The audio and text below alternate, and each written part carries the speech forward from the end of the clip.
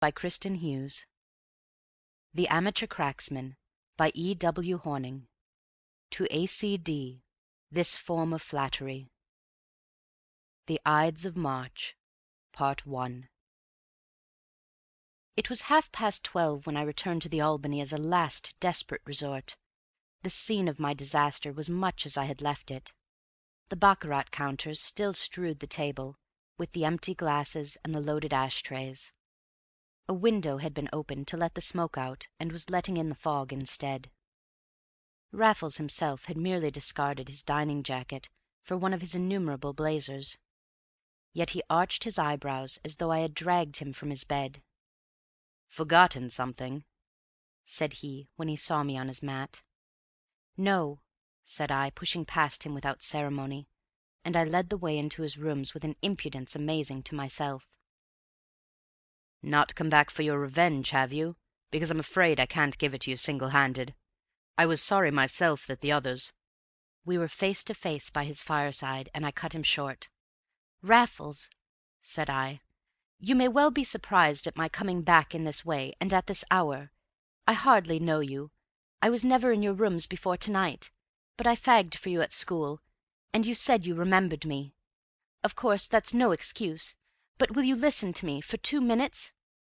In my emotion I had at first to struggle for every word, but his face reassured me as I went on, and I was not mistaken in its expression. "Certainly, my dear man," said he. "As many minutes as you like. Have a Sullivan and sit down." And he handed me his silver cigarette-case. "No," said I, finding a full voice as I shook my head. "No, I won't smoke, and I won't sit down, thank you. Nor will you ask me to do either when you've heard what I have to say." "Really?" said he, lighting his own cigarette with one clear blue eye upon me. "How do you know?" "Because you'll probably show me the door," I cried bitterly, "and you will be justified in doing it. But it's no use beating about the bush. You know I dropped over 200 just now." He nodded. "I hadn't the money in my pocket." "I remember." "But I had my cheque-book, and I wrote each of you a cheque at that desk." "Well?" "Not one of them was worth the paper it was written on, Raffles. I am overdrawn already at my bank." "Surely only for the moment." "No, I have spent everything." "But somebody told me you were so well off. I heard you had come in for money." "So I did, 3 years ago. It has been my curse. Now it's all gone, every penny. Yes, I've been a fool. There never was nor will be such a fool as I've been. Isn't this enough for you? Why don't you turn me out?" He was walking up and down with a very long face instead. "Couldn't your people do anything?" he asked at length. "Thank God!" I cried. "I have no people. I was an only child. I came in for everything there was. My one comfort is that they're gone and will never know." I cast myself into a chair and hid my face. Raffles continued to pace the rich carpet that was of a piece with everything else in his rooms. There was no variation in his soft and even footfalls. "You used to be a literary little cuss," he said at length. "Didn't you edit the mag before you left? Anyway, I recollect fagging you to do my verses. And literature of all sorts is the very thing nowadays. Any fool can make a living at it." I shook my head. "Any fool couldn't write off my debts," said I. "Then you have a flat somewhere?" he went on. "Yes, in Mount Street." "Well, what about the furniture?" I laughed aloud in my misery. "There has been a bill of sale on every stick for months." And at that Raffles stood still, with raised eyebrows and stern eyes, that I could meet the better now that he knew the worst. Then, with a shrug, he resumed his walk, and for some minutes neither of us spoke. But in his handsome, unmoved face I read my fate and death warrant, and with every breath I cursed my folly and my cowardice in coming to him at all. Because he had been kind to me at school, when he was captain of the 11 and I his fag, I had dared to look for kindness from him now. because I was ruined, and he rich enough to play cricket all the summer and do nothing for the rest of the year. I had fatuously counted on his mercy, his sympathy, his help. Yes, I had relied on him in my heart, for all my outward diffidence and humility, and I was rightly served. There was as little of mercy as of sympathy in that curling nostril, that rigid jaw, that cold blue eye which never glanced my way. I caught up my hat. I blundered to my feet. I would have gone without a word, but Raffles stood between me and the door. "Where are you going?" said he. "That's my business," I replied. "I won't trouble you any more." "Then how am I to help you?" "I didn't ask your help." "Then why come to me?" "Why, indeed?" I echoed. "Will you let me pass?" "Not until you tell me where you are going and what you mean to do." "Can't you guess?" I cried, and for many seconds we stood staring in each other's eyes. "Have you got the pluck?" said he, breaking the spell in a tone so cynical that it brought my last drop of blood to the boil. "You shall see," said I, as I stepped back and whipped the pistol from my overcoat pocket. "Now, will you let me pass, or shall I do it here?" The barrel touched my temple, and my thumb the trigger. Mad with excitement as I was, ruined, dishonored, and now finally determined to make an end of my misspent life, my only surprise to this day is that I did not do so then and there. The despicable satisfaction of involving another in one's destruction added its miserable appeal to my baser egoism. And had fear or horror flown to my companion's face, I shudder to think I might have died diabolically happy with that look for my last impious consolation. It was the look that came instead which held my hand. Neither fear nor horror were in it, only wonder, admiration, and such a measure of pleased expectancy as caused me after all to pocket my revolver with an oath. "You devil!" I said. "I believe you wanted me to do it!" "Not quite," was the reply, made with a little start and a change of colour that came too late. "To tell you the truth, though, I half thought you meant it. And I was never more fascinated in my life. I never dreamt you had such stuff in you, Bunny. No, I'm hanged if I will let you go now. And you'd better not try that game again, for you won't catch me stand and look on a second time. We must think of some way out of the mess. I had no idea you were a chap of that sort. There, let me have the gun." One of his hands fell kindly on my shoulder, while the other slipped into my overcoat pocket, and I suffered him to deprive me of my weapon without a murmur. Nor was this simply because Raffles had the subtle power of making himself irresistible at will. He was beyond comparison the most masterful man whom I have ever known. Yet my acquiescence was due to more than the mere subjection of the weaker nature to the stronger. The forlorn hope which had brought me to the Albany was turned as by magic into an almost staggering sense of safety. Raffles would help me after all. A.J. Raffles would be my friend. It was as though all the world had come round suddenly to my side. So far, therefore, from resisting his action, I caught and clasped his hand with a fervour as uncontrollable as the frenzy which had preceded it. "God bless you!" I cried. "Forgive me for everything. I will tell you the truth. I did think you might help me in my extremity. Though I well knew that I had no claim upon you, still, for the old school's sake, the sake of old times, I thought you might give me another chance. If you wouldn't, I meant to blow out my brains, and will still if you change your mind." In truth, I feared that it was changing with his expression even as I spoke, and in spite of his kindly tone and kindlier use of my old school nickname. His next words showed me my mistake. "What a boy it is for jumping to conclusions! I have my vices, Bunny, but backing and filling is not one of them. Sit down, my good fellow, and have a cigarette to soothe your nerves. I insist. Whiskey? The worst thing for you. Here's some coffee that I was brewing when you came in. Now listen to me. You speak of another chance. What do you mean? Another chance at baccarat? Not if I know it. You think the luck must turn. Suppose it didn't? We should only have made bad worse. No, my dear chap, you've plunged enough. Do you put yourself in my hands, or do you not? Very well. Then you plunge no more, and I undertake not to present my cheque. Unfortunately, there are the other men. And still more unfortunately, Bunny, I'm as hard up at this moment as you are yourself." It was my turn to stare at Raffles. "You?" I vociferated. "You hard up? How am I to sit here and believe that?" "Did I refuse to believe it of you?" he returned, smiling. "And with your own experience, do you think that because a fellow has rooms in this place, and belongs to a club or two, and plays a little cricket, he must necessarily have a balance at the bank? I tell you, my dear man, that at this moment I'm as hard up as you ever were. I have nothing but my wits to live on, absolutely nothing else. It was as necessary for me to win some money this evening as it was for you. We're in the same boat, Bunny. We'd better pull together."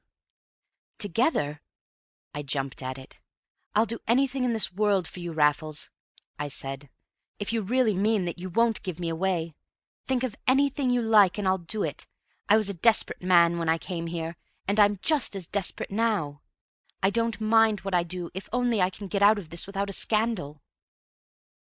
Again I see him, leaning back in one of the luxurious chairs with which his room was furnished. I see his indolent, athletic figure, his pale, sharp, clean-shaven features, his curly black hair, his strong, unscrupulous mouth. And again I feel the clear beam of his wonderful eye, cold and luminous as a star, shining into my brain, sifting the very secrets of my heart. "I wonder if you mean all that," he said at length.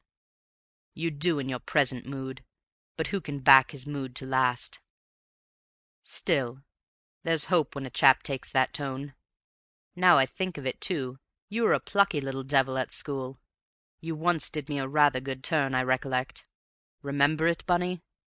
Well, wait a bit, and perhaps I'll be able to do you a better one. Give me time to think." He got up, lit a fresh cigarette, and fell to pacing the room once more, but with a slower and more thoughtful step, and for a much longer period than before. Twice he stopped at my chair as though on the point of speaking, but each time he checked himself and resumed his stride in silence. Once he threw up the window, which he had shut some time since, and stood for some moments leaning out into the fog which filled the Albany courtyard. Meanwhile a clock on the chimney-piece struck 1, and 1 again for the half-hour, without a word between us. Yet I not only kept my chair with patience, but I acquired an incongruous equanimity in that half-hour. Insensibly I had shifted my burden to the broad shoulders of this splendid friend, and my thoughts wandered with my eyes as the minutes passed. The room was the good-sized square one with the folding doors, the marble mantelpiece, and the gloomy old-fashioned distinction peculiar to the Albany. It was charmingly furnished and arranged, with the right amount of negligence and the right amount of taste. What struck me most, however, was the absence of the usual insignia of a cricketer's den. Instead of the conventional rack of war-worn bats, a carved oak bookcase, with every shelf in a litter, filled the better part of one wall, and where I looked for cricketing groups I found reproductions of such works as Love and Death and The Blessed Damozel in dusty frames and different parallels. The man might have been a minor poet instead of an athlete of the first water, but there had always been a fine streak of aestheticism in his complex composition. Some of these very pictures I had myself dusted in his study at school, and they set me thinking of yet another of his many sides, and of the little incident to which he had just referred. Everybody knows how largely the tone of a public school depends on that of the 11, and on the character of the captain of cricket in particular. And I have never heard it denied that in A. J. Raffles' time our tone was good, or that such influence as he troubled to exert was on the side of the angels. Yet it was whispered in the school that he was in the habit of parading the town at night in loud checks and a false beard. It was whispered and disbelieved. I alone knew it for a fact, for night after night I had pulled the rope up after him when the rest of the dormitory were asleep, and kept awake by the hour to let it down again on a given signal. Well, one night he was overbold and within an ace of ignominious expulsion in the heyday of his fame. Consummate daring and extraordinary nerve on his part, aided doubtless by some little presence of mind on mine, averted the untoward result, and no more need be said of a discreditable incident. But I cannot pretend to have forgotten it in throwing myself on this man's mercy in my desperation, and I was wondering how much of his leniency was owing to the fact that Raffles had not forgotten it either, when he stopped and stood over my chair once more. "I've been thinking of that night we had the narrow squeak," he began. "Why do you start?" I was thinking of it too. He smiled, as though he had read my thoughts. "Well, you were the right sort of little beggar then, Bunny. You didn't talk and you didn't flinch. You asked no questions and you told no tales. I wonder if you're like that now." "I don't know," said I, slightly puzzled by his tone. "I've made such a mess of my own affairs that I trust myself about as little as I'm likely to be trusted by anybody else. Yet I never in my life went back on a friend. I will say that. Otherwise, perhaps, I mightn't be in such a hole to-night." "Exactly," said Raffles, nodding to himself, as though in assent to some hidden train of thought. "Exactly what I remember of you. And I'll bet it's as true now as it was 10 years ago. We don't alter, Bunny, we only develop. I suppose neither you nor I are really altered since you used to let down that rope and I used to come up it hand over hand. You would stick at nothing for a pal, what?" "At nothing in this world," I was pleased to cry. "Not even at a crime?" said Raffles, smiling. I stopped to think, for his tone had changed, and I felt sure he was chaffing me. Yet his eyes seemed as much in earnest as ever, and for my part I was in no mood for reservations. "No, not even at that," I declared. "Name your crime, and I'm your man." He looked at me, one moment in wonder, and another moment in doubt, then turned the matter off with a shake of his head, and the little cynical laugh that was all his own. "You're a nice chap, Bunny. A real desperate character, what? Suicide one moment, and any crime I like the next. What you want is a drag, my boy, and you did well to come to a decent law-abiding citizen with a reputation to lose. None the less, we must have that money to-night, by hook or crook." "To-night, Raffles?" "The sooner the better. Every hour after 10 o'clock to-morrow morning is an hour of risk. Let one of those checks get round to your own bank, and you and it are dishonored together. No, we must raise the wind to-night, and reopen your account first thing to-morrow, and I rather think I know where the wind can be raised." "At 2 o'clock in the morning?" "Yes." "But how? But where, at such an hour?" "From a friend of mine here in Bond Street." "He must be a very intimate friend." "Intimate's not the word. I have the run of his place and a latchkey all to myself." "And you would knock him up at this hour of the night?" "If he's in bed." "And it's essential that I should go in with you?" "Absolutely." "Then I must. But I'm bound to say I don't like the idea, Raffles." "Do you prefer the alternative?" asked my companion with a sneer. "No, hang it, that's unfair," he cried apologetically in the same breath. "I quite understand. It's a beastly ordeal, but it would never do for you to stay outside. I tell you what, you shall have a peg before we start. Just one. There's the whiskey, here's a siphon.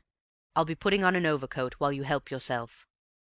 Well, I dare say I did so with some freedom, for this plan of his was not the less distasteful to me from its apparent inevitability. I must own, however, that it possessed fewer terrors before my glass was empty. Meanwhile Raffles rejoined me, with a covert coat over his blazer, and a soft felt hat set carelessly on the curly head he shook with a smile as I passed him the decanter. "When we come back," said he. "Work first, play afterward. Do you see what day it is?" he added, tearing a leaflet from a Shakespearean calendar as I drained my glass. "March 15th. The Ides of March, the Ides of March, remember. Eh, Bunny, my boy? You won't forget them, will you?" And with a laugh he threw some coals on the fire before turning down the gas like a careful householder. So we went out together as the clock on the chimney-piece was striking 2. Part 2. Piccadilly was a trench of raw white fog, rimmed with blurred street lamps, and lined with a thin coating of adhesive mud. We met no other wayfarers on the deserted flagstones, and were ourselves favoured with a very hard stare from the constable of the beat, who, however, touched his helmet on recognizing my companion. "You see, I'm known to the police," laughed Raffles as we passed on. "Poor devils! They've got to keep their weather eye open on a night like this. A fog may be a bore to you and me, Bunny, but it's a perfect godsend to the criminal classes, especially so late in their season. Here we are, though I'm hanged if the beggar isn't in bed and asleep after all." We had turned into Bond Street, and had halted on the curb a few yards down on the right. Raffles was gazing up at some windows across the road, windows barely discernible through the mist, and without the glimmer of a light to throw them out. They were over a jeweller's shop, as I could see by the peep-hole in the shop door, and the bright light burning within. But the entire upper part, with the private street door next the shop, was black and blank as the sky itself. "Better give it up for to-night," I urged. "Surely the morning will be time enough." "Not a bit of it," said Raffles. "I have his key. We'll surprise him. Come along." And seizing my right arm, he hurried me across the road, opened the door with his latch-key, and in another moment had shut it swiftly but softly behind us. We stood together in the dark. Outside, a measured step was approaching. We had heard it through the fog as we crossed the street. Now, as it drew nearer, my companion's fingers tightened on my arm. "It may be the chap himself," he whispered. "He's the devil of a night-bird. Not a sound, Bunny. We'll startle the life out of him." Ah! The measured step had passed without a pause. Raffles drew a deep breath, and his singular grip of me slowly relaxed. "But still not a sound," he continued in the same whisper. "We'll take a rise out of him wherever he is. Slip off your shoes and follow me." Well, you may wonder at my doing so, but you can never have met A.J. Raffles. Half his power lay in a conciliating trick of sinking the commander in the leader, and it was impossible not to follow one who led with such a zest. You might question, but you followed first. So now, when I heard him kick off his own shoes, I did the same, and was on the stair at his heels before I realized what an extraordinary way this was of approaching a stranger for money in the dead of night. But obviously Raffles and he were on exceptional terms of intimacy, and I could not but infer that they were in the habit of playing practical jokes upon each other. We groped our way so slowly upstairs that I had time to make more than one note before we reached the top. The stair was uncarpeted. The spread fingers of my right hand encountered nothing on the damp wall. Those of my left trailed through a dust that could be felt on the banisters. An eerie sensation had been upon me since we entered the house. It increased with every step we climbed. What hermit were we going to startle in his cell? We came to a landing. The banister led us to the left, and to the left again. 4 steps more, and we were on another and a longer landing, and suddenly a match blazed from the black. I never heard it struck. Its flash was blinding. When my eyes became accustomed to the light, there was Raffles holding up the match with one hand and shading it with the other, between bare boards, stripped walls, and the open doors of empty rooms. "Where have you brought me?" I cried. The house is unoccupied." "Hush! Wait!" he whispered, and he led the way into one of the empty rooms. His match went out as we crossed the threshold, and he struck another without the slightest noise. Then he stood with his back to me, fumbling with something that I could not see. But when he threw the second match away, there was some other light in its stead, and a slight smell of oil. I stepped forward to look over his shoulder, but before I could do so he had turned and flashed a tiny lantern in my face. "What's this?" I gasped. "What rotten trick are you going to play?" "It's played," he answered, with his quiet laugh. "On me?" "I'm afraid so, Bunny." "Is there no one in the house, then?" "No one but ourselves." "So it was mere chaff about your friend in Bond Street who could let us have that money?" "Not altogether. It's quite true that Danby is a friend of mine." "Danby?" "The jeweller underneath." "What do you mean?" I whispered, trembling like a leaf as his meaning dawned upon me. "Are we to get money from the jeweller?" "Well, not exactly." "What then?" "The equivalent. From his shop." There was no need for another question. I understood everything but my own density. He had given me a dozen hints, and I had taken none. And there I stood staring at him in that empty room, and there he stood, with his dark lantern, laughing at me. "A burglar?" I gasped. You?" "I told you I lived by my wits." "Why couldn't you tell me what you were going to do? Why couldn't you trust me? Why must you lie?"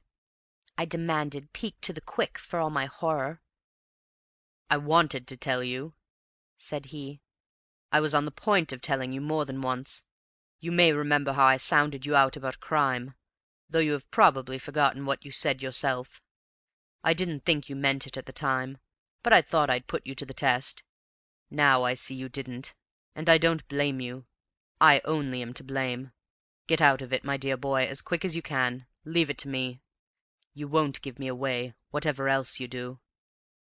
Oh, his cleverness, his fiendish cleverness! Had he fallen back on threats, coercion, sneers, all might have been different even yet. But he set me free to leave him in the lurch. He would not blame me. He did not even bind me to secrecy. He trusted me. He knew my weakness and my strength, and was playing on both with his master's touch. "Not so fast," said I. "Did I put this into your head, or were you going to do it in any case?" "Not in any case," said Raffles. "It's true I've had the key for days, but when I won to-night I thought of chucking it, for as a matter of fact it's not a one-man job." "That settles it. I'm your man." "You mean it?" "Yes, for to-night." "Good old Bunny," he murmured, holding the lantern for one moment to my face. The next he was explaining his plans, and I was nodding, as though we had been fellow cracksmen all our days. "I know the shop," he whispered, "because I've got a few things there. I know this upper part, too. It's been to let for a month, and I got an order to view, and took a cast of the key before using it. The one thing I don't know is how to make a connection between the two. At present there's none. We may make it up here, though I rather fancy the basement myself. If you wait a minute I'll tell you." He set his lantern on the floor, crept to a back window, and opened it with scarcely a sound, only to return shaking his head, after shutting the window with the same care. "That was our one chance," said he. "A back window above a back window, but it's too dark to see anything, and we daren't show an outside light. Come down after me to the basement, and remember, though there's not a soul on the premises, you can't make too little noise. There, listen to that." It was the measured tread that we had heard before on the flagstone outside. Raffles darkened his lantern, and again we stood motionless till it had passed. "Either a policeman," he muttered, "or a watchman that all of these jewellers run between them. The watchman's the man for us to watch. He's simply paid to spot this kind of thing." We crept very gingerly down the stairs, which creaked a bit in spite of us, and we picked up our shoes in the passage, then down some narrow stone steps, at the foot of which Raffles showed his light, and put on his shoes once more, bidding me do the same in a rather louder tone than he had permitted himself to employ overhead. We were now considerably below the level of the street, in a small space with as many doors as it had sides. 3 were ajar, and we saw through them into empty cellars, but in the 4th a key was turned and a bolt drawn, and this one presently led us out into the bottom of a deep, square well of fog. A similar door faced it across this area, and Raffles had the lantern close against it and was hiding the light with his body, when a short and sudden crash made my heart stand still. Next moment I saw the door wide open, and Raffles standing within beckoning me with a jimmy. "Door number 1," he whispered. "Deuce knows how many more there'll be, but I know of 2 at least. We won't have to make much noise over them either. Down here there's less risk." We were now at the bottom of the exact fellow to the narrow stone stair on which we had just descended, the yard, or well, being the one part common to both the private and the business premises. But this flight led to no open passage. Instead, a singularly solid mahogany door confronted us at the top. "I thought so," muttered Raffles, handing me the lantern, and pocketing a bunch of skeleton keys after tampering for a few minutes with the lock. "It'll be an hour's work to get through that."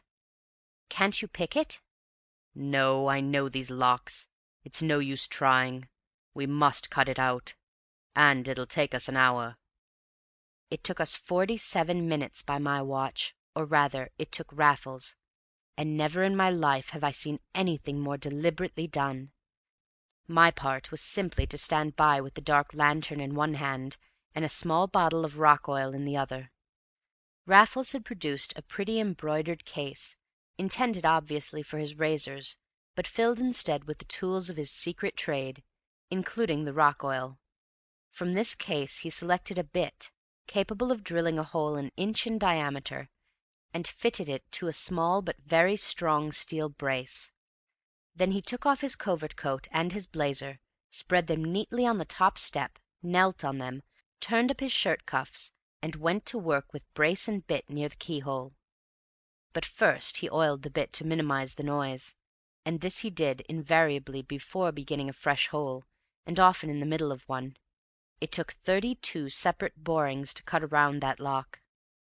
I noticed that through the first circular orifice Raffles thrust a forefinger.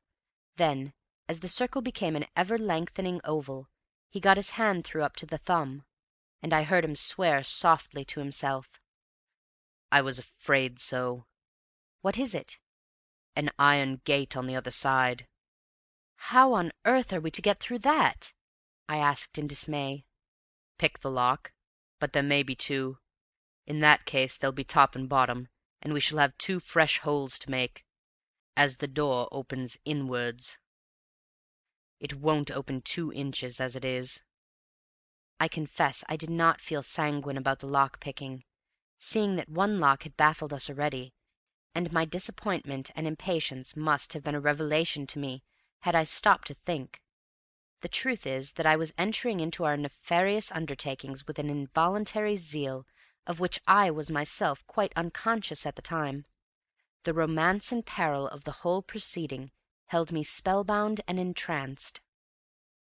My moral sense and my sense of fear were stricken by a common paralysis, and there I stood, shining my light and holding my file with a keener interest than I had ever brought to any honest avocation. And there knelt A.J. Raffles, with his black hair tumbled, and the same watchful, quiet, determined half-smile with which I have seen him send down over after over in a county match. At last the chain of holes was complete, the lock wrenched out bodily, and a splendid bare arm plunged up to the shoulder through the aperture and through the bars of the iron gate beyond. "Now," whispered Raffles, "if there's only one lock, it'll be in the middle.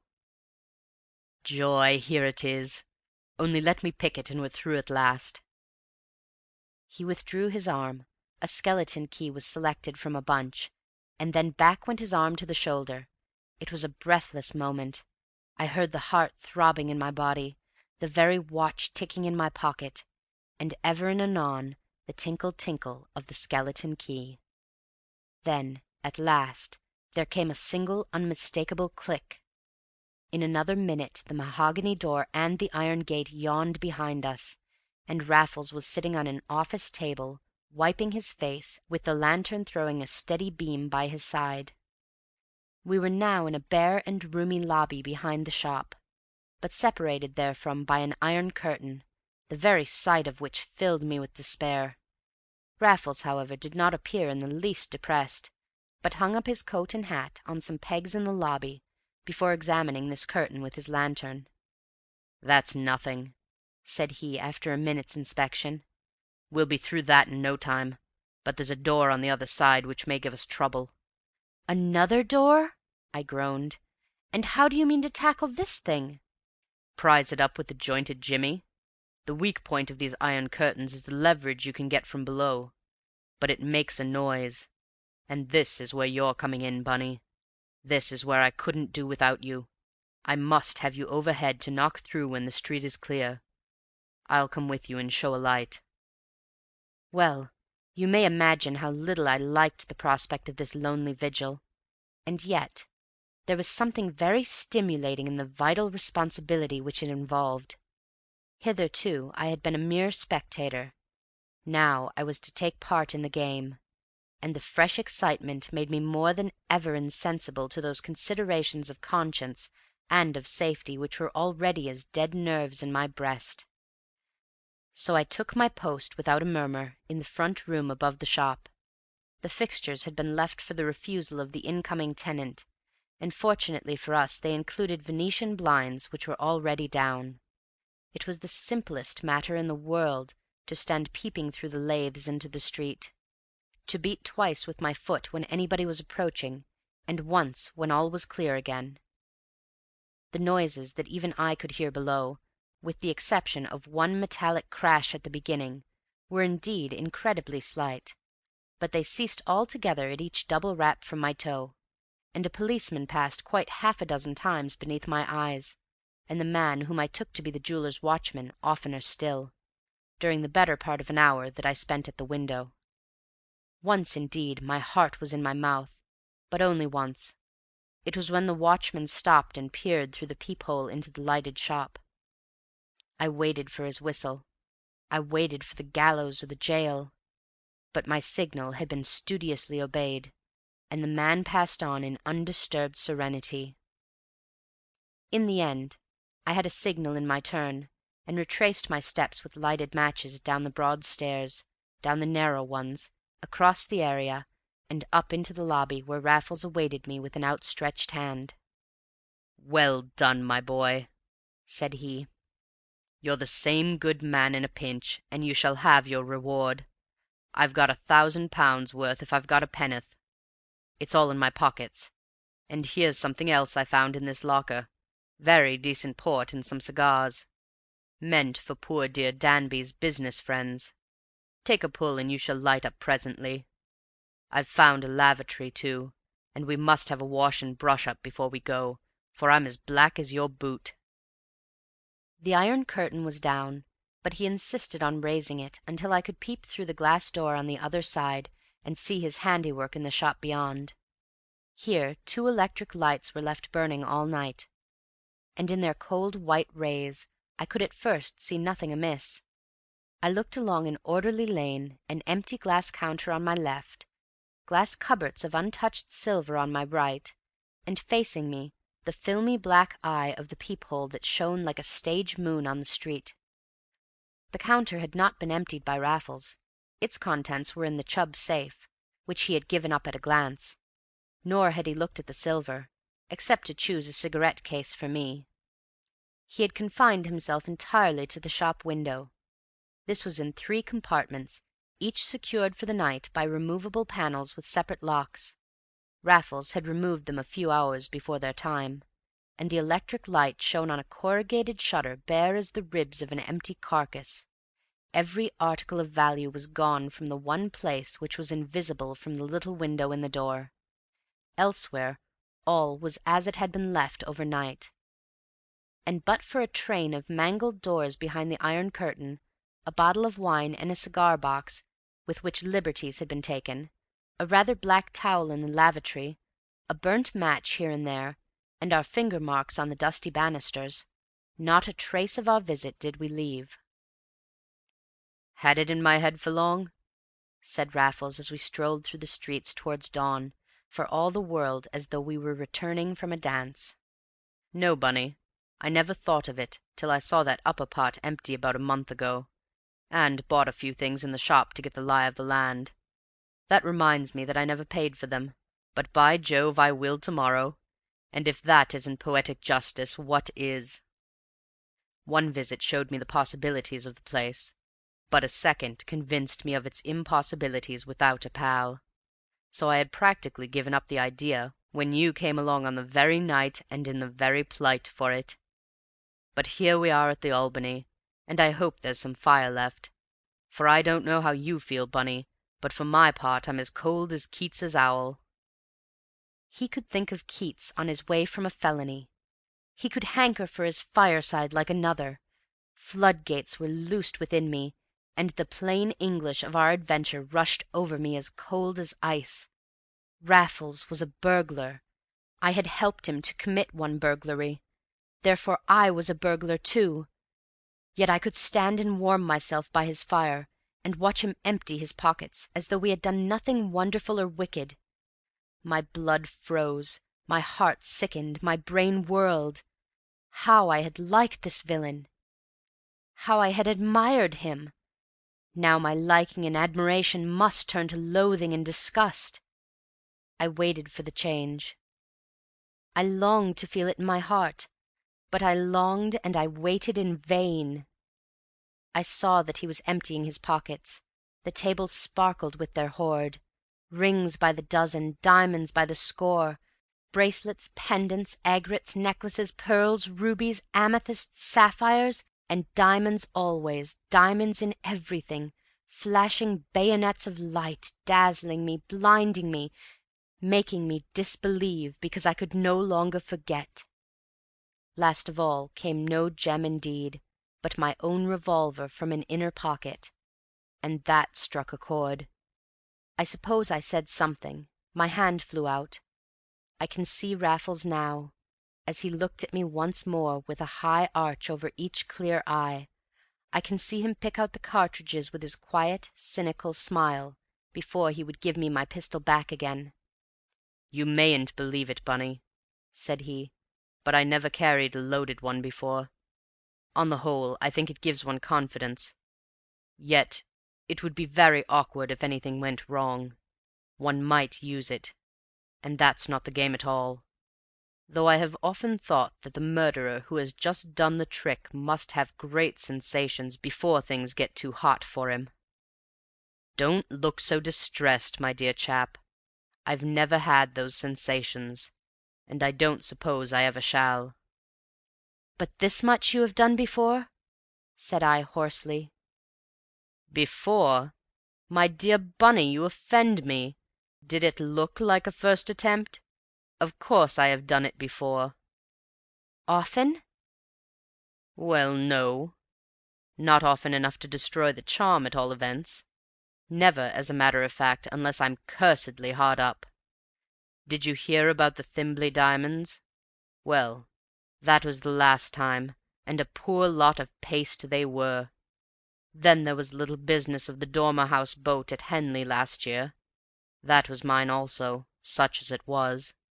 I never brought off a really big coup yet. When I do, I shall chuck it up." Yes, I remembered both cases very well. To think that he was their author! It was incredible, outrageous, inconceivable.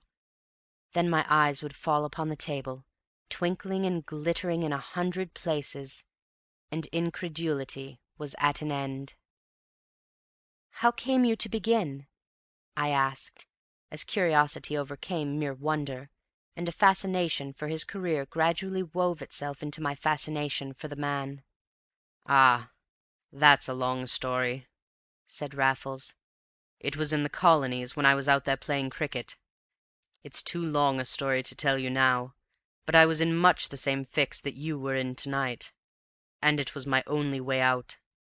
I never meant it for anything more, but I'd tasted blood, and it was all over with me. Why should I work when I could steal? Why settle down to some humdrum, uncongenial billet when excitement, romance, danger, and a decent living were all going begging together? Of course, it's very wrong, but we can't all be moralists, and the distribution of wealth is very wrong to begin with. Besides, you're not at it all the time. I'm sick of quoting Gilbert's lines to myself, but they're profoundly true. I only wonder if you'll like the life as much as I do." "Like it!" I cried out. "Not I! It's no life for me. Once is enough." "You wouldn't give me a hand another time?" "Don't ask me, Raffles. Don't ask me, for God's sake!" "Yet you said you would do anything for me. You asked me to name my crime. But I knew at the time you didn't mean it. You didn't go back on me to-night, and that ought to satisfy me, goodness knows. I suppose I'm ungrateful and unreasonable and all that. I ought to let it end at this. But you're the very man for me, Bunny, the very man. Just think how we got through to-night. Not a scratch, not a hitch. There's nothing very terrible in it, you see. There never would be, while we worked together." He was standing in front of me with a hand on either shoulder. He was smiling as he knew so well how to smile. I turned on my heel, planted my elbows on the chimney-piece and my burning head between my hands. Next instant a still heartier hand fell on my back. "All right, my boy. You are quite right, and I'm worse than wrong. I'll never ask it again. Go if you want to, and come again about midday for the cash. There was no bargain, but of course I'll get you out of your scrape, especially after the way you've stood by me to-night." I was round again with my blood on fire. "I'll do it again," I said through my teeth. He shook his head. "Not you," he said, smiling quite good-humouredly on my insane enthusiasm. "I will!" I cried with an oath. "I'll lend you a hand as often as you like. What does it matter now? I've been in it once. I'll be in it again. I've gone to the devil anyhow. I can't go back, and wouldn't if I could. Nothing matters another rap. When you want me, I'm your man." And that is how Raffles and I joined felonious forces on the Ides of March. End of The Ides of March